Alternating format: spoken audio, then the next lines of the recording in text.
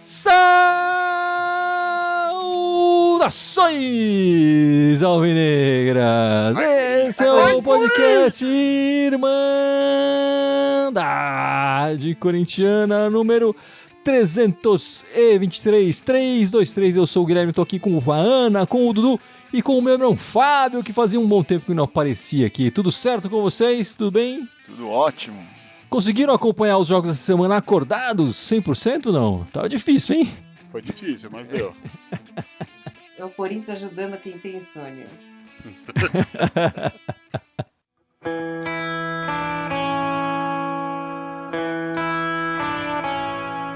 Meus amigos, 2 joguinhos muito sem graças essa semana do Coringão, né? Uma derrota, 2-0 para o São Bernardo no meio da semana e agora, nessa tarde de domingo, um empate sem gols, 0-0 contra a Luzinha, fora de casa também, mas fora da casa da Portuguesa, não foi nem no Canindé, o jogo lá em Brasília, né?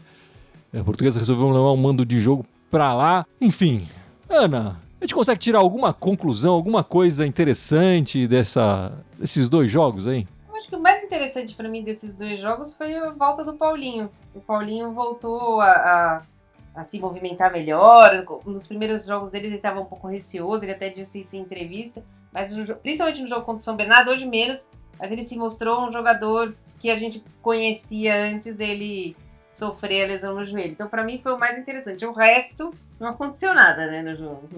Uma semana decepcionante. Olha, eu queria ser tão otimista quanto a Ana, mas eu vou ter que concordar um pouco, né? O Paulinho, que foi o que tentou mais alguma coisa, provavelmente a gente achou o substituto aí do Yuri Alberto, né? Daqui a pouco os nossos 3 atacantes vai ser Roger Guedes, Yuri Alberto e Paulinho. Vão ser os 3 atacantes do Corinthians. Não, e na verdade também, a gente falou aqui no começo que o Cássio, né, se voltou já como no ano passado, mas foi bom de repente ver também o Carlos Miguel hoje, né, não precisou fazer tantas defesas, mas quando precisou ele estava lá, então mesmo você vendo que ele sendo reserva, acho que a gente está conseguindo aí construir um goleiro aí para quando o Cássio parar num futuro muito bom. Fora, enfim, com muita boa vontade, a Ana e o Dudu acharam alguma coisa aí boa para pescar, mas o que dá para tirar é que assim, não eram jogos muito importantes, né, pro Corinthians. O Corinthians criou uma gordurinha ali, eram jogos que dava pro Corinthians dar essa desligada, se perder, enfim, nunca é legal ver o time jogar do jeito que jogou,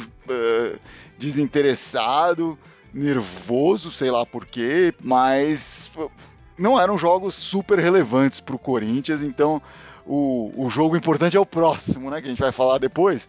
Então, acho que, assim, não é de positivo, mas de não tão negativo, é que assim, esses jogos não importavam muito pro Corinthians. Certamente eram muito mais importantes pro São Bernardo e pra própria Luzinha. Me preocupa muito mais esse empate hoje mequetrefe com a Lusa, porque a Lusa tava é um timeco, tá jogando muito mal. O São Bernardo ainda que vinha dando demonstrações de ser um time um pouco mais resiliente nesse campeonato, tanto que tá com uma pontuação legal, é um dos grandes candidatos aí para passar para a próxima fase no Paulista. E me preocupa também assim, o Corinthians ir para Brasília jogar com a Lusa lá no Mané Garrincha. O que o Corinthians ganha com isso? Ele tira alguma grana disso também? Ou tipo, pagam a Lusa, beleza, a Lusa ganha, vende o mando de campo, enfim, TV ganha, etc. Brasília ganha que vê o Corinthians, apesar que hoje não sei se ganhou muito, mas o que o Corinthians leva com isso, a não ser o estresse, assim, da viagem, tipo, um Campeonato Paulista regional que teria essa vantagem de, com a Lusa, jogar aqui em São Paulo, tranquilão, do que, enfim, ter que fazer uma viagem até Brasília e tudo mais, né? Acho que não ganha nada, né? Deve ganhar passagem, estadia, enfim, e olhe lá. A gente já falou isso algumas vezes, falou isso no ano passado também, eu acho que nos anos também. Fora de casa, o Corinthians é uma miséria, né? Pelo amor de Deus. E 2 partidas fora de casa, apesar dessa em Brasília, com a torcida maior do Corinthians a favor, era fora de casa, mas com um clima de casa, apesar de não ser na Neoquímica Arena, né? Mas, de novo, uma miséria total. Segundo aqui os dados do SofaScore que eu puxei aqui, tinha um pessoal comentando lá no Twitter, foram 5 jogos fora de casa, apenas 9 finalizações do Corinthians no gol adversário. Em 5 jogos, 9 finalizações. Em casa foram 3 partidas esse ano e foram 16 finalizações Só para dar um exemplo aí de como é que o Corinthians continua sendo esse gatinho manso fora de casa e dentro de casa é um leão, né, Ana? Sim, eu não sei o que acontece com o Corinthians. Parece que quando sai de casa faz um ritmo lento demais. Não tem essa vontade toda. Parece que a animação da torcida é que leva. Hoje, apesar de parecer ser dentro de casa, mas parece que o gramado não estava ajudando muito. Não que o gramado seja justificativa para tudo que o Corinthians não fez no jogo. Mas que atrapalha um pouco, atrapalha. Mas pelo menos ganhou o clássico fora de casa. Né, esse ano. O ano passado nem isso. Pelo menos isso. Agora, Fábio, se tá ruim jogando fora de casa assim no Paulista, imagina o resto do ano, né? Se no Paulista contra times da Série C, Série D tá desse jeito, imagina quando chegar o Brasileirão, ou a Libertadores, enfim, Copa do Brasil. É começo de temporada, não importa. Tem um monte de desculpa aqui que a gente pode dar, mas realmente, assim, considerando já a tendência do ano passado, mesmo sendo com outro técnico e trazendo para esse ano, é preocupante, sim, mas assim, não é tão preocupante quanto estava no final do ano passado. Acho que agora é algo pra gente construir em cima, né? Vamos ver qual que vai ser a direção que o time vai ter a partir daqui. Se em jogos importantes, como a Ana falou, o clássico foi fora, o Corinthians ganhou. Então, se quando o jogo for a vera, o Corinthians for lá e jogar bem, e ganhar, e conquistar resultados importantes, aí tudo bem, acho que tem esse crescimento, mas o que a gente tem visto até aqui tem sido um certo desinteresse do Corinthians quando joga fora de casa, tá um pouco, sei lá, sabe quando, sei lá, você tem que ir na festa da família do namorado, da namorada, tipo, você não faz muito parte daquilo, você tá só lá meio presente ali, e é mais ou menos isso, o Corinthians tá indo lá no rolê dos outros e não tá tão interessado, tá no canto ali só com a Coca-Cola na mão e esperando a hora de ir embora. É o grande desafio pro Lázaro, né? Temos que lembrar que o Lázaro não tem nenhum histórico ainda de treinador, então ele está montando o seu histórico, o seu jeito de ser técnico.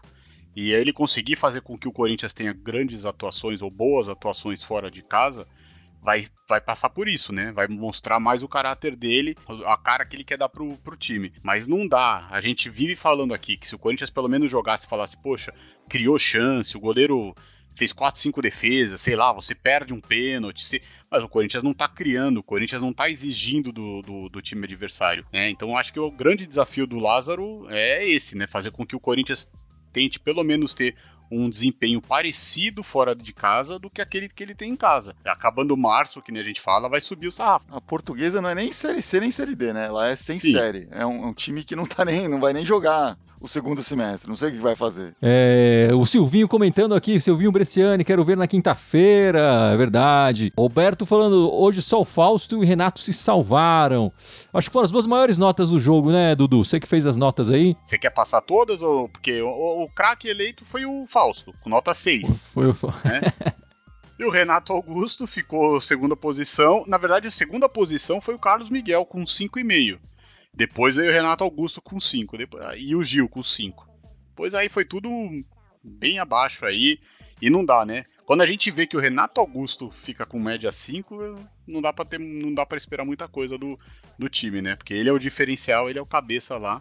E foi a primeira vez que o Fausto foi eleito craque da Irmandade, né? Na história da Irmandade e do Corinthians e do Fausto, né? É a primeira premiação de craque da Irmandade aí pro Fausto na história dele no Corinthians. Mas vamos continuar aqui. O Corinthians continua com aquele problema, né, Dudu, de tomar gols nos minutos iniciais, né? Tomou contra o Guarani na partida anterior, mas naquela partida a gente acabou virando e tal, passou mais batido, mas essa semana contra o São Bernardo, um em cada tempo, né? No começo do primeiro tempo e no começo do segundo tempo levamos uma traulitada ali, e aí 2-0 a gente não conseguiu reverter o placar. Enfim, essa tendência do Corinthians levar gols no início de jogo é outra coisa pro Lázaro aí arrumar, né? Agora, confesso que eu não vou lembrar, mas a gente até fez um levantamento ano passado, né, de quantos gols a gente conseguiu tomar nos primeiros, acho que 10 minutos, 8 minutos de cada tempo, era impressionante. E isso muda toda a estratégia, toda a característica que você armou para o jogo. E contra o São Bernardo, tudo bem, não foi uma desatenção de um time, foi uma falha individual que acabou complicando. Mas não dá para ninguém individualmente entrar desatento ou coletivamente. Corinthians precisa entrar mais ligado, precisa ficar mais atento. E você começar a buscar todo o jogo, acaba cansando mais do que se você entrar preparado, se você entrar concentrado. Mas para mim, a concentração do Corinthians é muito baixa. Você vê hoje a quantidade de erro de passes. Não tomou gol, ótimo hoje, não tomou gol no início, mas a quantidade de erro de passe por falta de concentração hoje foi absurda.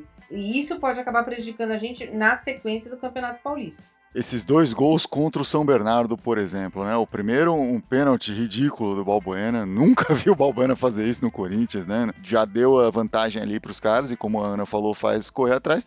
E aí no segundo tempo, mesma coisa, né? Falha de atenção aí, desconcentração mesmo. Isso é algo que o Corinthians tem que tomar conta nos próximos, ao longo da temporada aí, né? E a gente falou aqui desses gols no início, claro, falar do Balbuena, e aí já puxar também pro outro paraguaio, os dois muito mal esse ano, né? Do Romero eu esperava pouco, ele tá entregando menos ainda. Do Balbuena eu esperava muito mais, eu esperava que ele assumisse a titularidade na zaga, e hoje não tem jeito de colocar ele de titular, né? Horror, assim, se fosse hoje, eu não renovaria com o Balbuena, deixaria ele voltar pra Rússia. E o Romero, ele já apanhava da bola quando ele tava no auge. Imagine agora, né? Agora ele não corre, ele apanha da bola, não sei. Eu não entendi essa entrada do Romero hoje. Eu já teria colocado o Paulinho de primeira. Eu não sei se ele tá fora de forma, a gente não sabe, não tem nenhuma informação disso, mas assim, é um atacante totalmente inofensivo. Os paraguaios jogando mal, né, Dudu? Infelizmente, porque o Balbuena até ano passado, mesmo quando ele chegou que aparentava estar com uma forma muito pior, ele até fez uns bons jogos, né? Agora que teve todo o descanso, a preparação, ele não sei o que aconteceu, que ele não voltou tão bem. E o Romero assim, também não sei se ele tá com questão de fora de forma, tudo, mas, pô, foi o 8º jogo. Então ele já tá há um tempo com o elenco, ele já tá treinando, ele tem que ter condições mínimas de poder atuar aí pelo menos 45 minutos em alta intensidade. Ele não é um jogador tão velho, a gente sabe que o físico é o forte dele, mas a gente precisa de um cara que também faça gol, né? O próprio Gui aí já levantou, faz muito tempo que ele não faz gol, acho que agora já passam de 30 jogos, né? Porque ele vai entrando. E é uma pena também que a gente não tá vendo tantas oportunidades, com exceção do Matheus Araújo, um pouco pra molecada, né? De repente hoje, se ele queria tirar o Roger Guedes, sei lá, colocasse o Wesley. Mas é uma pena a gente ver os paraguaios assim, né? E assim, o Romero, tudo bem não fazer gol, mas dar uma assistência, né? Ou brigar mais pela bola, ser aquele cara que pelo menos deixava a raça em campo, a gente ia ficar mais feliz. Mas a gente tem visto bem pouco disso. O que você tá achando dos paraguaios, Fábio? Divido com você a questão do Romero. Não esperava muito dele, principalmente no começo. Ele tá vindo do campeonato mexicano, que é um campeonato com intensidade baixa e muito menos jogos do que o Campeonato Brasileiro. Mesmo assim, esperava mais, como o Dudu falou, já tá jogando alguns jogos. Queria ver um pouco mais dessa entrega dele que era a característica dele, né? Assim, tinha jogos que ele se destacava e quando ele não se destacava, ele pelo menos corria pra dedéu e fazia uma diferença ali na raça, né? Enchia os olhos do corintiano e falava, pô, não jogou nada, mas pelo menos tentou. Dessa vez não tá nem tentando. Então, a grande decepção mesmo é o Balbuena, né? Que o Balbuena, ano passado, entrou bem no time e esse ano tá deixando muito a desejar. Não sei o que está acontecendo ali do ponto de vista técnico, emocional dele, não acho que seja um problema físico. O lado bom assim, é que o Corinthians tem outras opções na zaga, né? Enfim, tem o rodízio e tal, mas tem outras opções na zaga que dá para cobrir ali enquanto ele se recupera, e espero que ele se recupere, assim como espero que o Romero pelo menos volte a demonstrar essa raça aí conforme ele vai entrando no ritmo de jogo. O Antônio Carlos Oliveira, o pior é que quem entra não agrega nada. Enfim, o Lázaro não tá conseguindo fazer essas alterações e o time produzir mais com as alterações, né? Mas também porque eu acho que ele faz sempre as mesmas alterações. De jogadores que estão entrando abaixo, que a gente sabe que estão abaixo. Romero tá abaixo, talvez não tivesse entrado hoje antes do Paulinho. Talvez ele não dá chance para nenhum outro. Outro atacante, como o Dudu falou, o Wesley, Arthur Souza. Agora deve voltar os meninos que estão no sub-20, eu espero que ele dê mais chances ali, o Giovani fazendo uma boa competição ali pela ponta direita, que é onde joga mais o Romero, tem que entrar antes dele. Então eu acho que porque ele também não ousa muito. A gente já tem a gordura, a gente já falou isso aqui, a gente já tem a gordura, tenta um pouquinho diferente, ser um pouco diferente do normal, coloca o Arthur Souza, coloca o Wesley, coloca o Matheus Araújo, para tentar um pouco a gente ver alguma coisa diferente. Porque se ele colocar sempre as mesmas pessoas que não estão rendendo, o resultado vai ser sempre o mesmo. Não dá, né? E o Dudu é um grande, né, incentivador da molecada, né? Tá sempre pedindo aqui para colocar mais a garotada em campo, né, Dudu? É verdade, né? Eu acho que a grande chance deles, que nem falei aqui já do Wesley, a Ana lembrou bem, o Arthur já ficou no banco, né? Agora vai voltar o Giovani, o Pedro ainda é muito novo, mas enfim, também a gente precisa esperar um pouco a questão aí do Biro. Mas o Paulista é a grande oportunidade deles, e a grande oportunidade é pro Lázaro também ver se pode contar com eles pro resto da temporada. Precisa testar essa molecada. O Corinthians não tá com um plantel tão grande. Então, se eles não tiverem a oportunidade de mostrar serviço, que nem fiquem também no Corinthians, que negociem, que emprestem, porque ficar lá somando jogadores não dá, né? O momento de testar a molecada é agora, no Paulista, principalmente esses jogos que a gente já falou, de repente não são jogos tão importantes, tão relevantes para o Corinthians, que estava vindo de 3 vitórias seguidas, que estava num momento bom, então não são jogos com extrema pressão, dava para mesclar mais o time e ver o gás que dá para tirar dessa molecada, né? Acho que esse é o momento. A gente está tendo o benefício raro de ter aí um campeonato paulista que não terá interferência de outros campeonatos no meio, né? A gente vai jogar o Paulista, só o Paulista, então é um momento, assim, de colocar essa molecada, né? De fazer isso com podendo treinar um pouquinho mais, podendo ajustar melhor o time, né? Mas a Ana trouxe aqui o destaque, né, do Paulinho entrando aqui, voltando. E eu vi muita gente na partida anterior comentando que colocou o Paulinho, mas vai colocar um volante, o time precisa atacar e vai colocar um volante. A gente já cansou de falar aqui, né, Dudu? O Paulinho não é volante faz tempo, né? Não tem que mudar esse pensamento, né?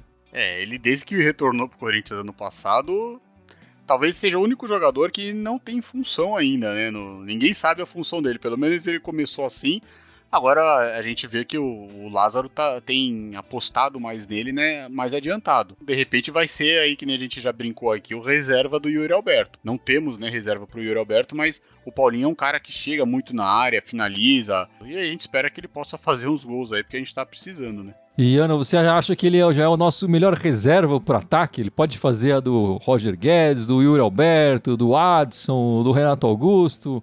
Acho que menos a do Roger. Acho que ele não tem essa velocidade para fazer ponta. Adson sim, mas não jogar o tempo todo com o Renato Augusto, senão o meio de campo fica sem mobilidade. E Yuri não tem outro, né? Coitado. O Júnior Moraes é melhor comprar um hospital pra ele, né? Tipo, o Paulinho, pra mim, é o reserva do Yuri Alberto. Ao mesmo tempo que a gente quer dar essa posição para ele, é legal ter um coringa, né? Ter uma pessoa que pode se encaixar em diversas posições. Acho que na frente ele pode fazer a vez de muitas pessoas diferentes. Concordo que não dá para fazer a vez do Roger Guedes.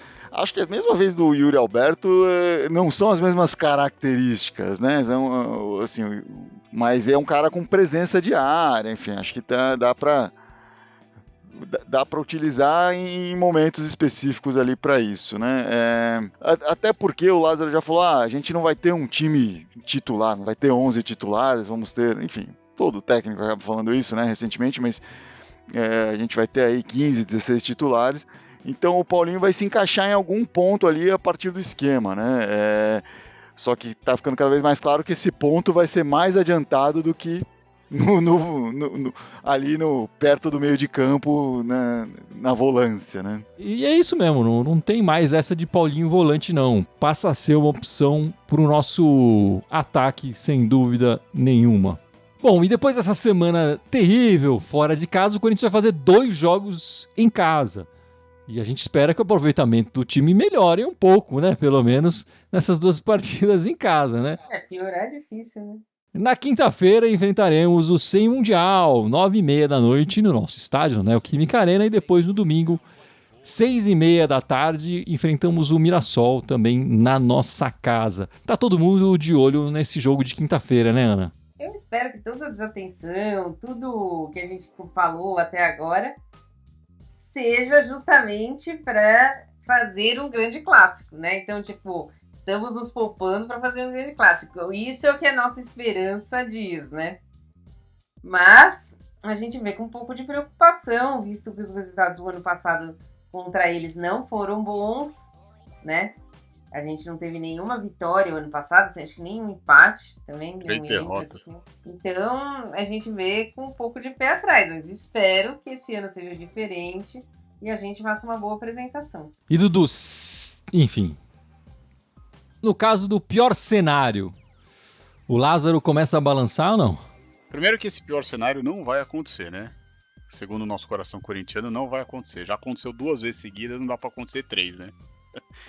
Mas é um grande desafio para ele também, né? Até porque ele fez um clássico já fora de casa, nós ganhamos. Acredito que vai ser força máxima, né? O Fagner que não jogou hoje, o próprio Renato Augusto devem jogar. Mas vamos ver, é o primeiro derby do Lázaro, né? Então acho que ele vai preparar o time bem, a torcida vai empurrar. Acredito que vai ser um grande jogo quinta-feira. E Fábio, a gente já viu na história do Corinthians esse jogo mudar o destino do time, do treinador, da diretoria, enfim, de tudo mais, né? Você acha que esse vai ser mais um divisor de águas aí? Mudou, fez a carreira do Carille, por exemplo, né?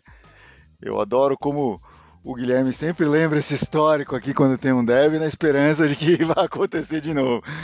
Assim, eu não tenho dúvida de que o time vai entrar muito mais concentrado e muito mais atento do que entrou nessas últimas partidas. Isso é natural do próprio clássico, né? Não tem como um jogador entrar desatento num clássico como esse. Agora, só isso não faz resultado, né? Acho que o Corinthians tem muito a mostrar. Esses 2 jogos mostrou fraquezas no Corinthians, que seja pela desatenção, que seja por outras questões, mas mostrou fraquezas no Corinthians. Então, vamos ver o que o Lázaro prepara aí. Vai ser um jogo interessantíssimo. Eu tenho visto ali do outro lado, o time dele está bem nesse ano, né? Apesar de que, sei lá, porque o Abel parece que está sempre pistola ali. Mas dito tudo isso, clássico é clássico e vice-versa, e o Corinthians sempre demonstra aí brilho nessas horas. Pelo menos isso a gente vai ver e espero que a gente consiga conquistar um bom resultado. Tem elenco para isso e tem peças para conseguir fazer isso, né? Espero que aí o Carille abençoe aí o Lázaro e traga felicidades pra gente aí nessa quinta-feira e que realmente isso anime o grupo, enfim, que o grupo comece a sentir mais a força para crescer nesse campeonato e quem sabe no resto do ano também, né? Porque esses jogos da semana foram muito difíceis de assistir. Não, só lembrando, né, Gui, para os nossos telespectadores, que quinta-feira tem live pós-jogo. Isso. No clássico nós vamos ter a live pós-jogo, então após lá para umas 15 para meia-noite nós vamos entrar aqui ao vivo. Vamos ver se o Gibson já se recuperou do carnaval, mas vamos estar aqui ao vivo depois do jogo. Vamos estar ao vivo depois do jogo de quinta-feira e depois, no domingão, estaremos ao vivo logo depois da partida também de domingo. A partida é 6h30. A gente está lá pouco antes das 9h, está entrando ao vivo para fazer o nosso podcast e o pós-jogo dessa partida de domingo também. O Pilon sempre comentando aqui. Pilon, muito obrigado.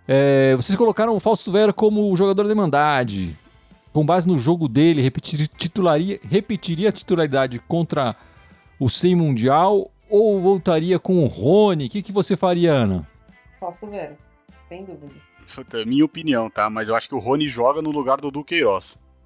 Mas o Fausto Vera é titular indiscutível. O Rony tá crescendo esse ano, mas pro clássico eu confio mais no argentino, viu? Confio mais no argentino. Ou pode ser a opção que o Dudu falou também, dá pra colocar os dois ali, mas acho que entre um e outro, se tiver que escolher entre um e outro, eu iria com o Fausto Veras. Eu acho que a opção do Dudu pra mim parece ser a mais interessante mesmo, porque o Du apesar de ter sido até eleito craque num jogo, numa partida aqui desse ano, ele, nas últimas semanas, ele tá mal. Enfim, tem essa questão do Queiroz, que ele vai embora no meio do ano, né? O Corinthians não pode contar muito com ele. Se ele estivesse jogando um futebol fantástico e tal, a gente já tá preocupado. Pô, ele vai embora. E aí também não é a solução, né?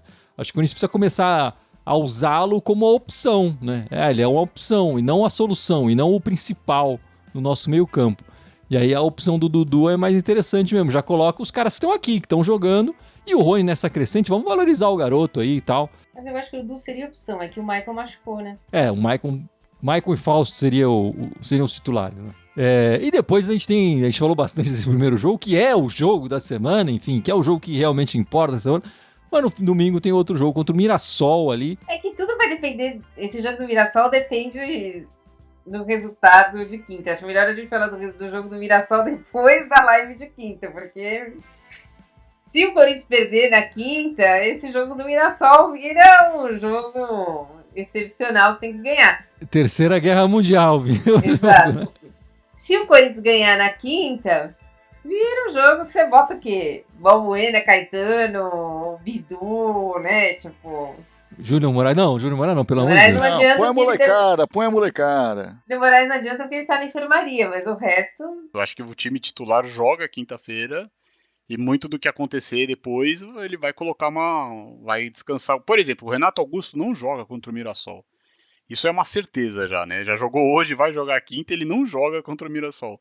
Mas também, volto a falar aqui, acho que daria uma chance para alguns jogadores. Não precisa colocar 11 moleques de uma vez, mas dá alguma chance para eles. Coloca o Wesley para jogar, coloca o Arthur para jogar um pouco, enfim, dá mais oportunidade para o Matheus Araújo. Eu acho que vai depender muito do que vai acontecer na quinta-feira. Eu vejo o Mirassol talvez um pouco mais próximo do São Bernardo, que foi o time que deu muito trabalho para o Corinthians. Então eu concordo com a Ana. O jogo do Mirassol, a importância dele vai depender muito do que acontece no meio de semana. Dependendo dessa importância aí também vai impactar diretamente na classificação, na escalação. Como eu falei, gostaria de ver o Corinthians colocando alguns moleques ali, testando um pouquinho mais isso, ou testando jogadores que não tiveram tanto tempo de jogo ainda. Porque isso também significaria que o Corinthians teve um bom resultado no meio da semana, né? Então, se isso acontecer, já é um bom indício. E a gente tá falando desse podcast até esse momento do time masculino, enfim, com grande pesar, preocupação e tudo mais, mas o feminino, Ana, a história é completamente diferente, né? Só alegria que as brabas trazem pra gente. Exato. Hoje tivemos mais uma taça levantada pelo time feminino, né? A bicampeã da Supercopa Feminina. Com premiação. Com premiação, né? Dessa vez teve premiação. E o Arthur Elias, ele meio que mexeu durante esse campeonato todo, mas nessa última partida ele botou aquilo que eu acho que o Corinthians tem de melhor para esse momento, né? Com a Tamires jogando de ponta esquerda, porque a Tamires não tem mais vitalidade para ficar indo e voltando de lateral. Então eu acho que deu certo com a Vicky jogando no meio e a Milene no lugar da Jennifer, de centroavante. Então ele fez essas alterações e o Corinthians dominou do começo ao fim, né? Praticamente com 1 minuto de jogo já estava 1-0 e o Flamengo não esboçou reação em momento algum. É um time que tem grandes valores, mas é um time... É como se fosse um conjunto de jogadoras, não é um time, né? O Corinthians não. O Corinthians é um time de futebol que sabe o que está fazendo, sabe onde vai jogar, sabe aonde a outra jogadora está. Tem tática, tem tudo. Então o Corinthians foi superior aos 90 minutos e com todo o mérito ganhou do Flamengo e foi bicampeão da Supercopa Feminina. E você falou aí das alterações, né? Ele mudou a posição, colocou a Tamires, colocou a Milene, justamente as duas que fizeram os 4 gols, né? 4-1, 2 gols de cada uma, mostrando o dedo do treinador ali todo no resultado, né? Sim, sim. Mas outras jogadoras também jogaram muito bem, mesmo não tendo feito gol. Gabi Portilho, Diane, Vitória Buquerque. Jogou muito, né? Cara, eu vou falar, eu tava meio preocupado com essa final, viu? Porque o Corinthians, ele, como a Ana falou, teve alguns testes aí, mas ele não mostrou, assim, um baita futebol nesses 2 primeiros jogos da Supercopa, né? jogou ali pro gasto e tal, ganhou de 1-0 do Atlético Mineiro, foi um gol acho que nos descontos também, né? Começou com uma certa tranquilidade contra o Inter, mas você viu o finalzinho do jogo do Inter, depois que eles fizeram o gol, poderia ter dado ruim, né? Porque a Inter estava jogando mais, tá? Enfim. E foi exatamente o contrário do que eu esperava. Só que entrou o que a Ana falou, né? O técnico, a tática, fora a experiência, a cabeça, o mental, tudo isso, né? E fazendo um gol com menos de 1 minuto, assim, de jogo, deu toda a tranquilidade que o time precisava, com a experiência de ter uma Milene na frente, uma Tamires, essas jogadoras também que a gente já falou aí que estão crescendo, a Gabi Portillo, para mim eu achei que ano passado ela já jogou muito, eu achei que ela ia brilhar mais ainda, tal, ia ser um ano que ela ia estourar, começou muito bem esse ano já, então acho que o Corinthians dá mostras aí de que talvez no ano passado, aquele final do Brasileiro tal, e parecia ali que estava mostrando que talvez tivesse uma mudança nas forças do futebol feminino, e o Corinthians mostrou ali que nesse começo de ano que não é bem assim, que tá aí para ficar e tá mostrando bem, e isso mesmo com o time desfalcado, né? A Zinedine Zanotti não tá aí no time ainda, e enfim, fora outros desfalques. Então acho que foi muito bom ver esse Corinthians jogar desse jeito, jogar com essa liberdade, com essa vontade, e mostrar o porquê que o Corinthians é a grande força a ser batida no futebol feminino brasileiro ainda. É um time que está em paz e tranquilidade. Tem um ou outro problema, tem outro percalço, como todos os times têm, mas é mérito daquele time que está trabalhando, que é um time mesmo, que já tem uma estrutura formada, tem as jogadoras sabendo o que tem que fazer, quando sai uma ou outra sabe o que vai fazer, recompor, avançar. Eu acho muito legal, acho que a gente estava um pouco com receio no final do ano, né, se o Arthur Elias ia ou não ficar, ele ficou para mais um ano, isso mostra também a força que o Corinthians tem, não só no futebol feminino, mas o quanto está levando a sério isso, e nós somos candidatos a vários títulos de novo esse ano, muito legal, e fazer um agradecimento duplo aí aos Urubus, né, a gente foi muito feliz nessa semana com eles, então parabéns aí ao time feminino, que foi muito bom para nós. Muito bom, aí as meninas jogando muita bola. Se você corintiano não acompanha o futebol feminino ainda, tá perdendo espetáculos que o masculino não proporciona faz muito tempo. Olha, eu acho que o feminino teria jogado melhor agora às 4, viu? Mesmo jogando às 10 da manhã, se entrasse também, elas em campo, ia ter jogado melhor. Se pegasse a luzinha, ganhava, hein? Mano.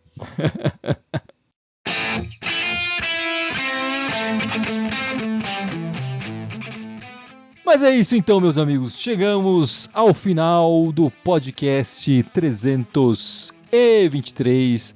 Mas antes de terminar, o meu irmão Fábio vai lembrar as nossas redes sociais, certo, meu irmão? Vou lembrar aí, vamos tentar aí, vamos lá. Estamos ao vivo no Facebook, no YouTube e no Twitch, é isso? Twitch, exatamente. A última vez que eu fiz a live, que participei disso, a gente nem tava no Twitch, então já tem uma mais aí para eu lembrar.